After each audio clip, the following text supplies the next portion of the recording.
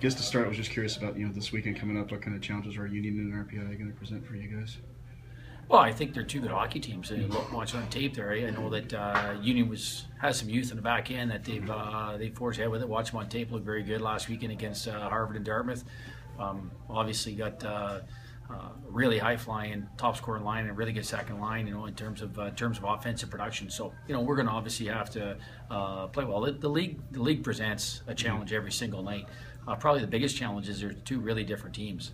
Coming in one night, the way Union plays, followed up by hard-nosed, gritty RPI team that's coming in. So and that played well. So it's one of those situations where both teams are going to present real good challenges. We're going to have to play really well to win, and it's another weekend of ECAC hockey. Is it kind of unique to have like back-to-back starting nights where you have like a rival team that you're playing? Because for the fans, RPI is probably like the second rival after St. Lawrence. Is that kind of fun in a way to two straight weekends of that? Yeah, it's good. I just think right now the league is really in a good spot with the quality of teams, and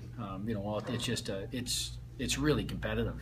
You look at it. I think 4 points separating third to ninth right now. Like in terms of the standings, I think it's really tight. And we're 2/3 way through. Sometimes there's a lot of times at this point in time there's been a little bit of separation, right? Where there hasn't been much. So you're looking at the standings. They flip every night from that perspective. But it's good. Union obviously is they've done a good job of sustaining their success. They got it rolling, and they do. Their staff does a great job. They're well prepared. They're a good skating team. Make plays. So we know what we're getting with them, and then same thing with RPI the next night. You're going to be fighting for every inch of the ice.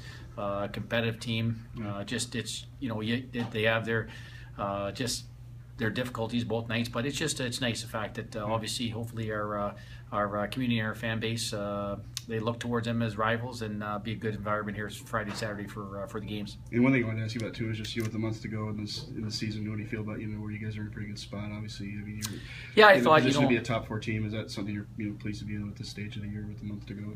Yeah, we're competing. That's your goal, right? You set the goal in a year, and I know some people have asked us with our youth and all that. We don't look at it that way. We look at it at we intend to be competitive, and I think we're competing hard. We've looked at statistics now just to see where we can get a little bit better. Obviously, we got to get.